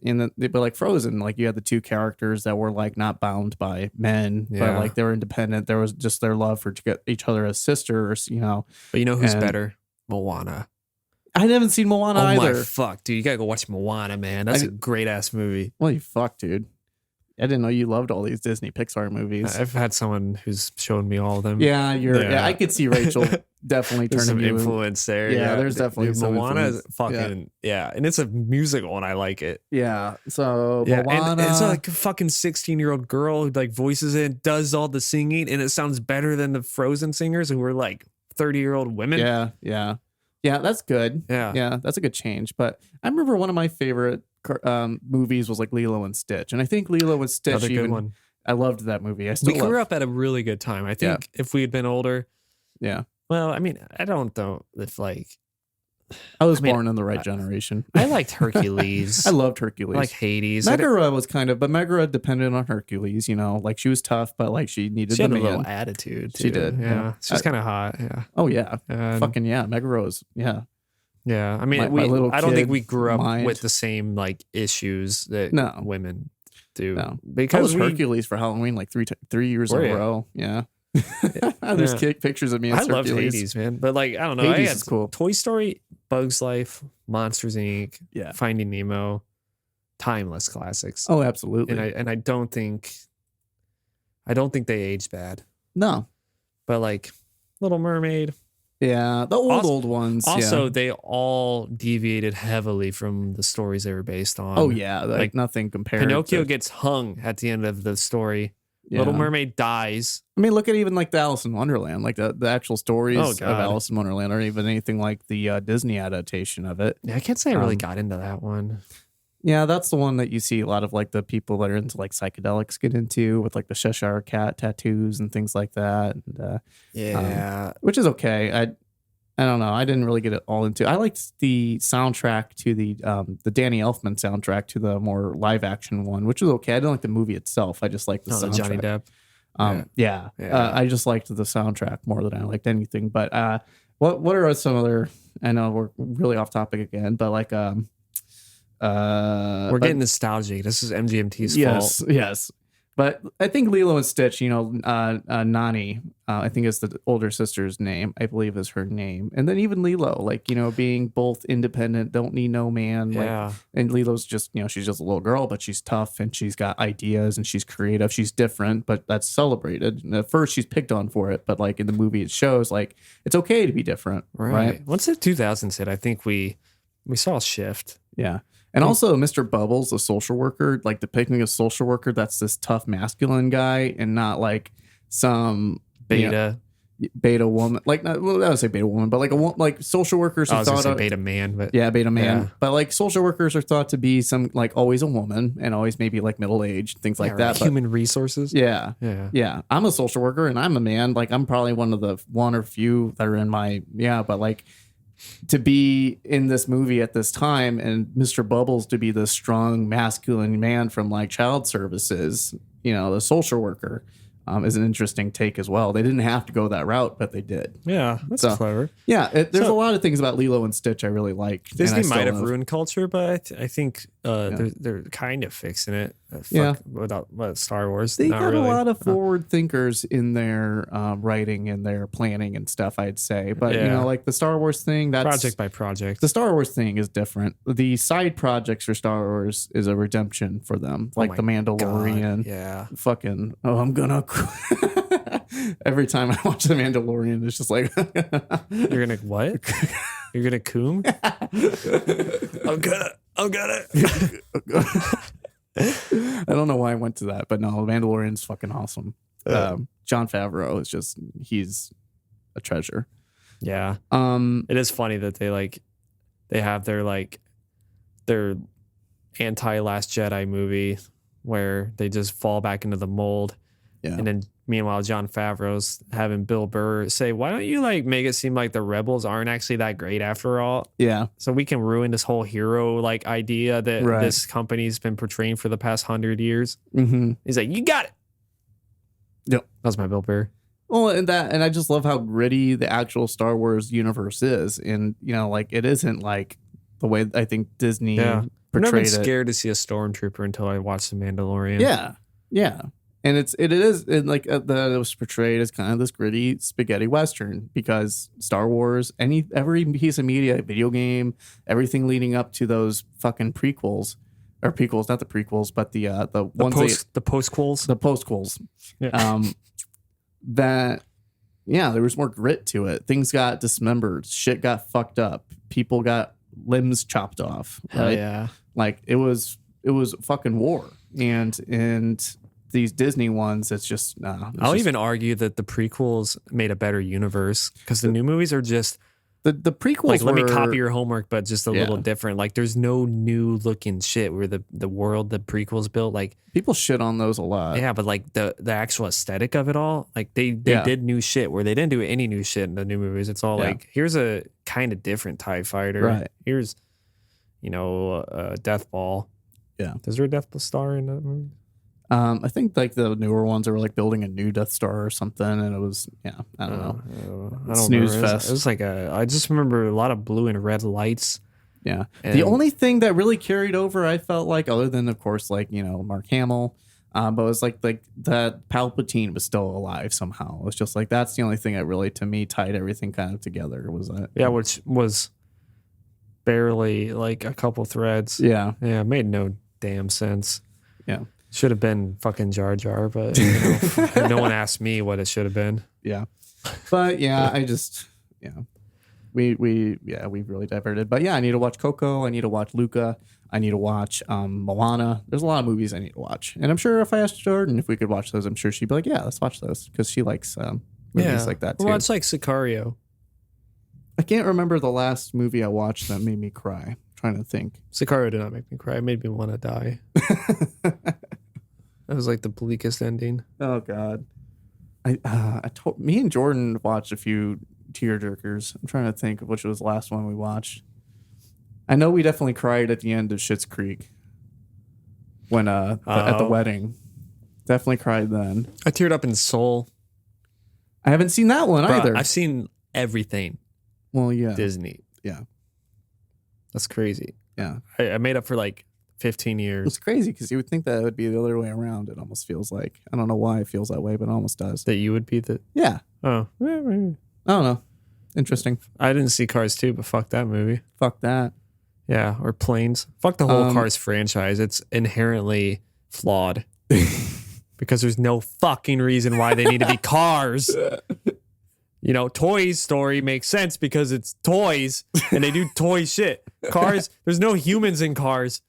They're just like cars that just fucking are there and why do they need to? I wonder, and I saw something that the people who name these movies get like a shit ton of fucking money, and it's like the same guy, and fucking, like, he got paid for naming it fucking Cars. Yes. What? And then there was another spinoff called Planes. Yeah, Planes flopped. I want to watch Planes though. It sounds kind of cool. Fucking Cars 3, like Lightning McQueen's aging, but they didn't bother to like make him look old. He's a car. But the other cars, exactly. That's why it's fucking stupid. But the other cars that are old do look old, like the fucking Mater. Mater, and the one with the mustache, right? Yeah. What if like it was cars, but like humans get in them and they drive places? Like they like. This is barely become an actually MGMT episode. This is what MGMT wanted. Okay. Out of the review of this. Okay. But fucking like. Why are they cars? I'm just glad they made the eyes on the actual windows, like the window, and not the lights, because that would have been so fucking creepy. Yeah, I'll say I think the worst movie Rachel showed me was Sing. Yeah, that's the one with Steve Carell as the koala, and then like Matthew McConaughey. That was Matthew McConaughey as the koala. Yeah. Who did I say? Steve Carell? Yeah. That was Matthew McConaughey? Yeah, it was Matthew McConaughey. Yeah. Oh, why did I think that was Steve Carell? Maybe I'm thinking of Minions. I don't like it because there's no fucking reason why they have to be animals. Did you like Zootopia? Yeah, that was a great movie. Why do they have to be fucking animals? That actually made sense because there was actually like racial undertones to that movie that was like really dope. That is true. You're right. Like, damn it. You're right. Like there's not even clever use of them being animals. Like they're fucking pigs. We're like, here's forks and knives and you guys live in a house and you guys sleep in beds. Like, why don't you just make it fucking humans? But I guess it's kind of for kids and to sell an album of songs. So, I mean, I don't think it's terrible, but there's a YouTube video called Sing Makes Me Sick. That's what it's called. And this guy just like shits on the movie so hard. And I was like, okay, you're a little too aggressive on it. But and I did sound like that a minute ago, but because there is no reason, but yeah. I didn't care for that one a whole lot. It's just cheesy. Anything about also, like singing competition wise, just kind of cheesy. And also they like took him back immediately after he flooded the entire amphitheater. Oh yeah. And there was no redemption arc. They just like said, hey man, it's okay, we're gonna do the competition anyway at the ruins. And he's like, all right. Like he had like one moment where he's like, I'm gonna wash cars and make money. Other than that, he was not punished. He should have been severely beaten or something. And they're for like, letting it get to that point. Yeah, for like he lied to everyone. He nearly killed. Like they should have died. All those little like light up eel things that he like had. Where were they? They fucking died. Oh shit! Right? Like they never showed up again in the movie. It was just assumed like that where did they go? Somewhere else. They ran out of like oxygen or whatever they fucking fish breathe out of. I'm so mad. God damn it. Like, he just committed genocide. And they're like, well, let's let them go back to the property that should be a crime scene right now so they can like sing. And they, all of a sudden they like build this beautiful stage again. And they have like great speakers and sound system. And there's a fucking emo badger who plays a song. And now they're making a sequel. Oh my God. It cannot be good. They cannot make a sequel without addressing the eel slaughter. Exactly. Yeah. Fucking all those eels are dead. Fuck them eels. I guess. Literally. And like fuck having like he didn't go to jail. Like there was there was no insurance claim. Like yeah, that's funny. Yeah, and like all the property damage to the neighboring businesses. Like you want to make it like a real life world without them being animals. Like these are things like that happen. That's true. When your business gets destroyed. He should have gone to jail for insurance fraud. Like they're probably you did this on purpose. It's like setting fire to your business to cash out. Yeah. But they don't have that story. If that's not the plot to Sing 2, I'm gonna be pissed. Arrest the fucking koala. Exactly. Or like he needs to come up with the money, so he has to have another competition. Yeah. Maybe I will see it. So as far as with this album, like just to get us back. I agree with you. I think if they do make the next when they make this next Sing album, they should address. You said album, man. See, that's movie. All they want to sell right now. When they make this next movie, hopefully they do something to atone for his criminal negligence of this building that he let go to shit and just didn't pay on the repairs. Did you watch the trailer? I did not. So there's like this old lion guy that they like, he's like crusty and he doesn't want to like sing. And there's like crusty. Like he's like, I'll never pick up a guitar again.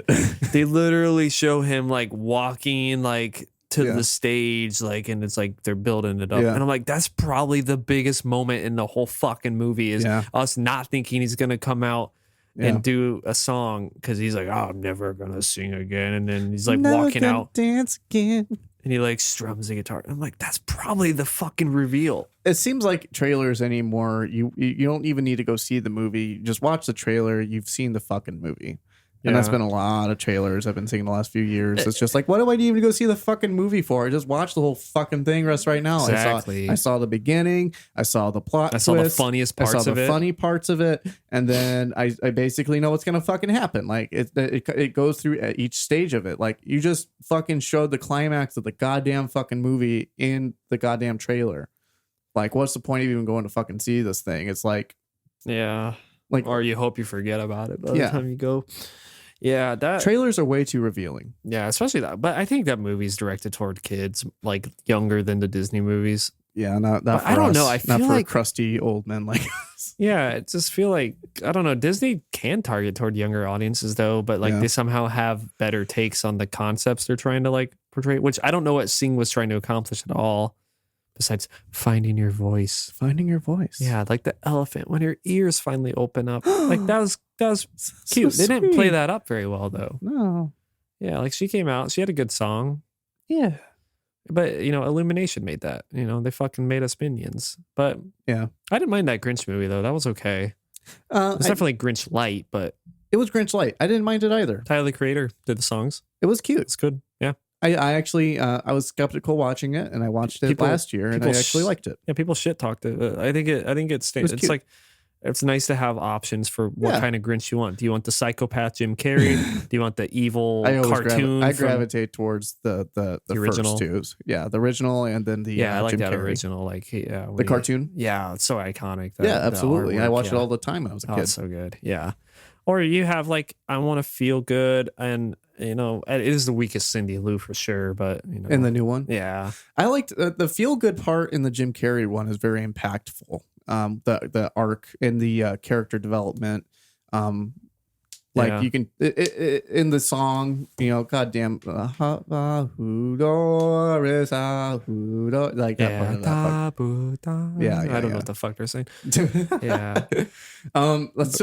So as far as Little Dark Age, did you see? God damn it! I like this album. I mean, like, there's definitely songs on here that stand out to me. T-Slamp, which is time spent looking at my phone. I realized that. Yeah, it was interesting because when we first started listening, me and Jordan were listening to it. I was like, my ear was to the like trying to listen to it, like figure out what it means, and we were trying to come up with acronyms ourselves for what it could possibly mean. But yeah, time spent looking at my phone. James is interesting. Days They Got Away. I really like Little Dark Age, and She Works Out Too Much. But I think my favorite song on this is probably When You Die, just because it is goofy and it is kind of lighthearted. But it's kind of like you said, is that beta kind of male singing, just like, don't fuck with me, man. You don't want to fuck with me. I'll fuck you up. Yeah. I like the kind of the almost steel drum sounding things in T-Slam. Yeah. I think, let me see. It's not really like a steel drum. Is that a talk box? Yeah, it sounds like a talk box or something. Little Peter Frampton looking ass. Dun, dun, dun. Bum, it is interesting. Bum, bum, bum. Don't be looking. This makes sense because it says time spent looking at my phone a lot. Yeah. It made me think of that too. I was listening to this and I was like, shit, how much time did I spend just looking at my phone? And I spent a lot of fucking time looking at my phone. Same, dude. Shit. It's a problem, I think. Like, I'm really glued to it at times where it's just like, why am I just fucking staring at it, mindlessly scrolling?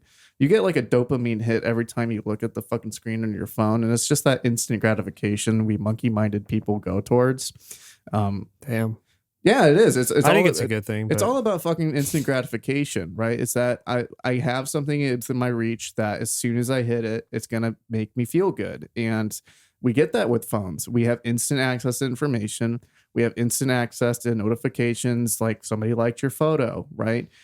You post a picture, you're always looking. It's like, who else is going to like it? Who else is going to comment on it? You know, it's always that shit. And you get that on a phone. It's an instant fucking gratification. As soon as the light on your screen hits your fucking retina, you have that dopamine burst in your brain. And yeah, so this is why we need soft core porn again. So you got to get to the moment. We just got to practice what is it? Edging. Yeah. we got to get How was your No Nut November? Oh, you asking me? I mean, it's like hypothetical. I failed that shit on purpose, man. I'm a coomer at heart, man. But no, yeah, that's that's not a new topic, but I like that they wrote it like that because, like, they did make you think that, like, what is he looking at his phone for? I guess I'm doing that right now. Right. Yeah, well, I like the melody. On the song, very nice. Yeah, good build up. It's got some little bongo action. Yeah, and then James is fucking weird, man. I looked at the lyrics and I'm like, this is not clear. Yeah, who's James? I liked it how low the vocals are in the song. Yeah. Did you know MGMT is just two guys? Oh my god! Wow, wow, that's crazy. I'm glad we're not doing Tame Impala. Yeah, I'm sick of that band. What's funny is, like, you see in their album cover for Oracular Spectacular how young they look, and then you look at like their artist photo or one of their photos, like, and you can just see just how old they look now. No offense to them, but they look fucking old now. Look at this. Yeah, I mean they're like probably older than my brother. Yeah, he's like probably pushing 40, you know. Gray now. Yeah, look at him. Yeah, and they still have the humor, man. I think that's what makes them great. Is like that's so tongue in cheek, and they don't take themselves that seriously either. And I think they're working on new shit too. Cool. Yeah, they like tease some tracks. I didn't realize they were American. I thought they were like New Zealand or like Britain or something. They're American. Yeah, they're American. I didn't know that. Connecticut. I think they're the best we have to offer. Yeah. No, I don't know about that, but yeah, Kevin Parker is Australian. I think. What band's he in? Kevin Parker. I think he's the one-man guy from Tame Impala. Oh, Did you know Tame Impala was a one-man band? Do you even know Kerry King? No one's. Yeah, nobody's gonna get that over my head. Do you even fucking like the Slayer guy? What's he talking about? You don't know shit about fucking Pokemon. Bruh, I got into Tame Impala when Elephant came out, man. Yeah, when they were almost kind of a rock band. We only go backwards. I don't know. Tame Impala's okay, man. They get a little too much credit. It's kind of like the Beatles in the 60s. Like, you know, other people had guitars. Did you know that? Bruh. Yeah, like, no, man, Beatles is like you take like a music history class in like the most recent times, like it's like all these artists. But if you go to the 60s, it's like Beatles. Yeah. That is it. I'm like, yeah, that's it. No, there's so much more than just the Beatles. Like their Beatles are important, but my God, there's so much more. The Doors. Yeah. The fucking Doors. The fucking Doors, man. Grateful Dead. Do I sound louder? No, I'm fine. I sound loud too, so you're fine. Okay. I thought I had a volume shift or something. He was born in February. Andrew Van Wingarden was born. That's a weird last name, but was born East Coast, right? February 1st, 1983. And wow. Yeah. 83? 83. Yeah, he's old as shit. Well, he's 10 years younger than my dad. So that's so he'd be like almost so weird. He'd be almost 40. Wow. Almost 40. He's age 38 is what it says here, I think. Yeah. And then the other guy, let me look him up. Then the other gentleman is Mr. Ben Goldwasser. And he's born on the same day as my brother, December 17th. And he will be turning 39, it looks like, coming soon, but he is 38 as well. Oh, they're the same age. Wow. Yeah. No, actually, no, he might be turning, well, I don't know how old he's going to turn. I don't do the math in my head, but they might have been friends for a long time. I don't know. But they're the exact same age. Oh, their first album they recorded with the same producer that did The Flaming Lips. Interesting. Another psychedelic. Yeah. Art pop, whatever you call this band. Yeah. But definitely like these guys' music. Can totally write bangers. Can write really great music. Like Electric Feel in itself, like going back to Oracular Spectacular. Oh my God, what a fucking amazing song. So catchy. So the hook is just so perfect. And then the synths in Time to Pretend and Kids and yeah. I really like the song iconic. Days That Got Away. Yeah, I like that off this album. Yeah. It's got this weird like beat. Yeah. It's so weird, like, because yeah, it is interesting. Isn't that interesting? Yeah. Days That Got Away. Yeah. This is a sleeper on the album. This is like a fucking trip. It is like a trip. Wow. And it's very like trippy. panned in each side. Yeah. Like, it goes back and I guess forth. I haven't listened to this with good headphones before. So yeah, I'm definitely getting I noticed these now. headphones are way better than my AirPods. Oh yeah. Yeah. For like a fraction of the price. Yeah. The soundstage in my headphones are really good. Yeah, this song just goes through all these different movements, and it really takes you on a little like cosmic journey to meet the werewolf from that Simpsons episode where he's voiced by Johnny Cash, the space coyote. Like, you always gravitate towards that. This is where it takes me to that. It's the psychedelic goat. Yeah, the space coyote. Yeah, I'm on a fucking magic carpet right now. This is really trippy. It's just so, and I'm just like, wow. I've listened to this. Like I don't know. Yeah. It's like all these cacti, and it's all cartoon. Yeah. Did I say that? It's all cartoon. Why'd you pause it? And everything has a face. The sun, as he turns, but he turns his back and he's the moon because it represents the duality of life and death, dark and light. You're fucking on one today. What? You're fucking on one today. I took a nap before I got here. That's good. Yeah. You don't need drugs as an adult. All you need is naps. And that's how you you get need the high. Days That Got Away. Days That Got Away. Played a lot of Battlefront in this song. Oh, wow. One Thing Left to Try is interesting. Oh, I love this song, man. Yeah. This is a fist pumper. Yeah. Yeah. There's one thing left. I make the stank face to this. Yeah. And wow.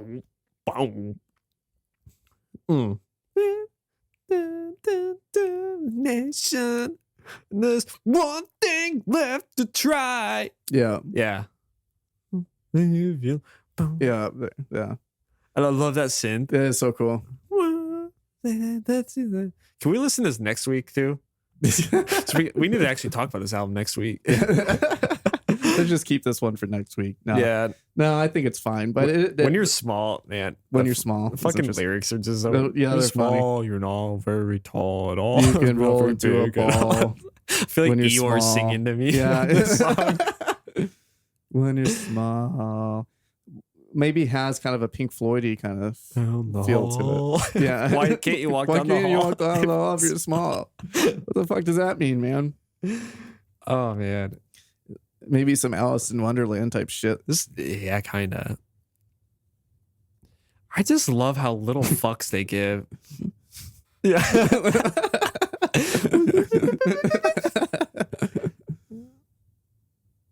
This is when the trip goes bad, apparently. Yeah.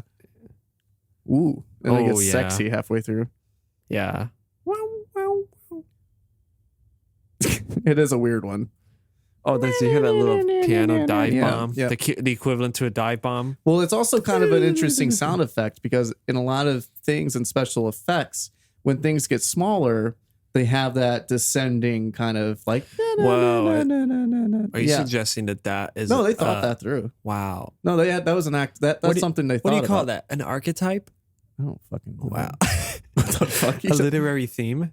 It's a theme, yes. Yeah. Is this John Fitzgerald or whatever the fuck the guy wrote the fucking Leonardo DiCaprio movie? What is that? Well, it's like the thing that like people like say it's when people it could be one of those fucking Scott things Fitzgerald. you said, but it's like what song is it like when they sing? Oh, is it the fucking Radiohead? Don't leave me high, and he sings high in a high vocal pitch, Right. Like that's something that he thought of. Just knowing MGMT, they would have been like, hi. Yeah, they would be like if they for the fuck to fuck with you, like, right? Fuck you, but fuck you, listener. But that piano line is intentionally there because that's a sound effect, something shrinking. Yeah, it goes. Yeah. But what's interesting is that the music gets more claustrophobic, which I would associate with you being in a small room, but you're kind of big in the room. So maybe it's like reverse smalling you. Because the world's closing in around you, but does that mean you're small or does that mean you're big? Bruh. You deserve that one. Because like, doesn't it get more claustrophobic? Kind of like that Jeremy Renner song. If you're getting small, then the rest of you, the area around you feels bigger. Yes, but if you're getting bigger, then the room starts to shrink. So I feel like the room's shrinking on this, or maybe I'm wrong. And so maybe it's kind of like that kind of against the grain cognitive dissonance of the song of like, like we're talking about becoming small, but like we're making you feel like you're getting bigger. Wow, that is quite the dichotomy. Yeah. I don't fucking know. What? There's just like, guys, we were stoned when we wrote this. So they're like, you're reading way too far into this shit. The lyrics are kind of. But there's that piano thing again. I like that you get mad when I use big words that I probably don't know. Yeah. Yeah. And then hand it over. Yeah, this was interesting. This was the one I always forget how it sounds until it's on. Yeah. Very Kevin Parker. Yeah. Although, did you know that he's a one-man band for Tame Impala? No. Although the main difference is I think Andrew could actually sing without reverb. Yeah, that's true. Oh. Kevin can't sing. It just always has to be falsetto for Kevin. Yeah. This is why it takes him 5 years to sleeper. write a new record, because he wants you to forget that he's making the same album 3 times in a row. Yeah. Did you listen to that last one at all? Yeah. Is that the one with Borderline? Yeah. Get the borderline. There's one track on there that I think is okay. It's like posthumous something. I like Borderline. Borderline's boring. I like Borderline. Fuck you then. Fuck you. All right. It's okay. It's an okay song. Fuck you. I don't know. I don't think this album gets enough credit. Oh, this song, this album. Little Dark Age. Yeah. I don't think so either. I think the only detractor is that because they wrote great songs as a whole, it's not like, I don't think it's conceptually tied together where unlike other albums. And I think that's probably why it didn't splash as big. Yeah. Because I think Tame Impala kind of do that, or at least like thematically the songs kind of tie together. I don't know. Does that make sense? Yeah. Like their first album, Inner Speaker, it's really like garage rock. And then I don't think I haven't spent enough time with Inner Speaker or Lonerism. Lonerism is where Elephant from, and like feels like we only go backwards. Yeah. That's I don't even think I'm really familiar at all with Inner Speaker, honestly. Oh yeah. That's got a few good ones. I've listened to this one before. Lonerism's really good. I think this is their Inner Speaker is pretty good. I don't know. I like Currents. I'm sorry. I like Currents, but I like 3 songs from Currents. I this banger, New Person, I like Same that Old one. Mistakes. I like the Less I Know the Better. Yes, and then the title track and The Moment. Let It Happen's a fucking awesome. Let It Happen's awesome. The Moment's okay. The Moment's good. But there's only like 4 songs. The rest I don't care about. The rest are kind of the whiny Kevin Parker kind of, and yeah, I agree with that. Like, so it's not a good album then. You agree? So you agree? If 4 out of 10 songs are good, that is a 4 out of 10, Trevor. So you agree? You agree?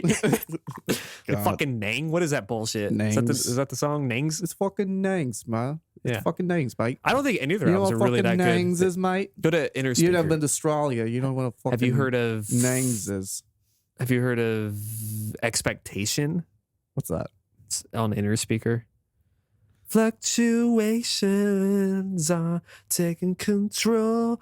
Expectation. Yeah. Go to right here. Wait, go back. Yeah, that's like really distorted. Yeah. It's a banger. Yeah, it's more instrument, and then it's the actual like synths and stuff. Yeah, you know what? I think I like Inner Speaker better. It's like Bold Arrow of Time on this, or like, oh my god, that's good. Put that on. Which one? Solitude is Bliss? Bold Arrow of Time. Is that on here, or is that on the EP? The Bold Arrow of Time is right here. Yeah, oh, that's cool. I think this was on like a Budweiser commercial. Oh, that does sound like Budweiser commercial. Yeah, you probably material. thought this was Black Keys. It sounds like Black Keys. Yeah. Okay, so Tame Impala is better than Black Keys. I'm gonna say it. I don't think that's controversial either. You have a lot of people who love the Black Keys, right? But they have to admit that they're not as good as they used to be. Okay, so final thoughts on Little Dark Age. I liked it. I loved it. It was fun. I enjoyed my time with it. I honestly don't think it. I think the first song is my least favorite, but I really don't think there are that many skips. No. I can listen to this. I actually found it easier to listen to this straight through than Oracular Spectacular. Yeah, I would agree. I think this is probably their finest work. I found that. I was trying to listen to Oracular Spectacular straight through, and I was just like, I'm lost. Yeah, it's got that Currents energy. Of the 3 bangers, and the rest are just kind maybe 5 bangers of Weekend Wars and of Monsters. Like, but this... you know what? Actually, I kind of like Oracular Spectacular. I do like it, but it was hard for me to listen through. Like this was easier for me to sit down. Handshake on the windows. We got the handshake. You know one? Yeah, the handshake. Yes. What's that song called? Yeah. But no, I like this album. I really liked When You Die. I think that was probably my favorite on this album. I like it when you die. I like When You Die. I just like go fuck yourself. Yeah. I think second I like Little Dark Age just because it is an epic kind of cool like 80s gothic sounding synth. It's really good. I really like it. Yeah. How about you? I like Days That Got Away.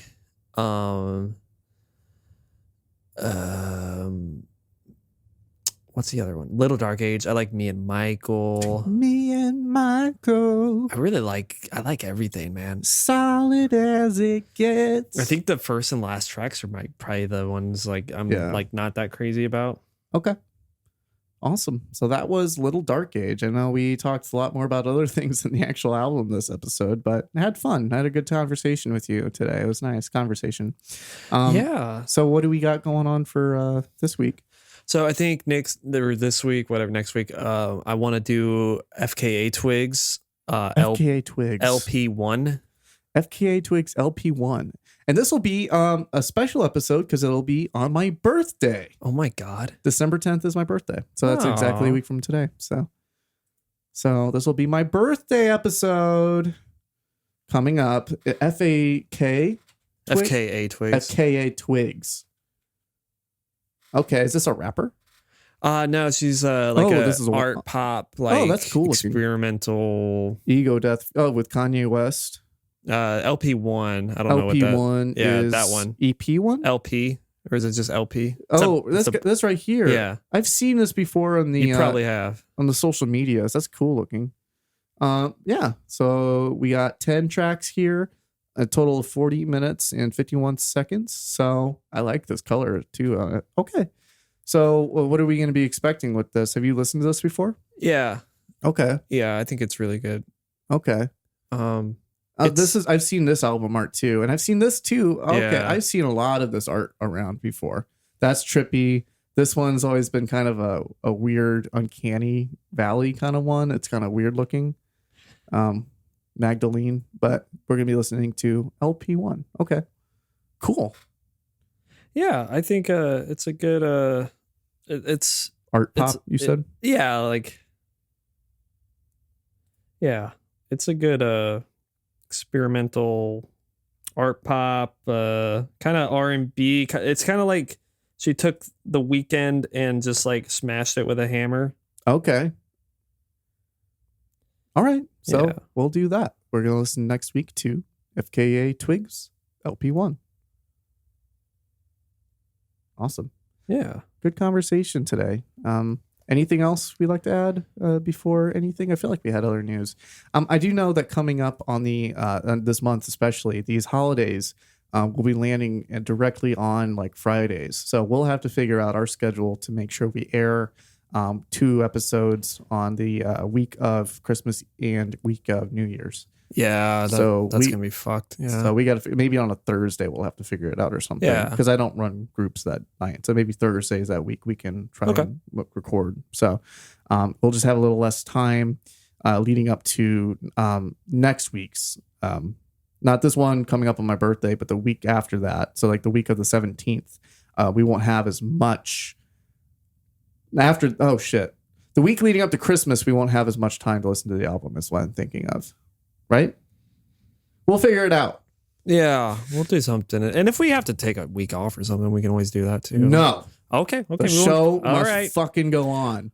God damn it. All right. How dare you? Or you know what we could do? We could just pick some softballs, like song albums we both know. Okay, yeah. That too. Kind of like something easy. Jordan suggested listening to some Christmas albums. Rachel did too, and I don't want to do that. Okay. It's good. We're both on the same page. Okay.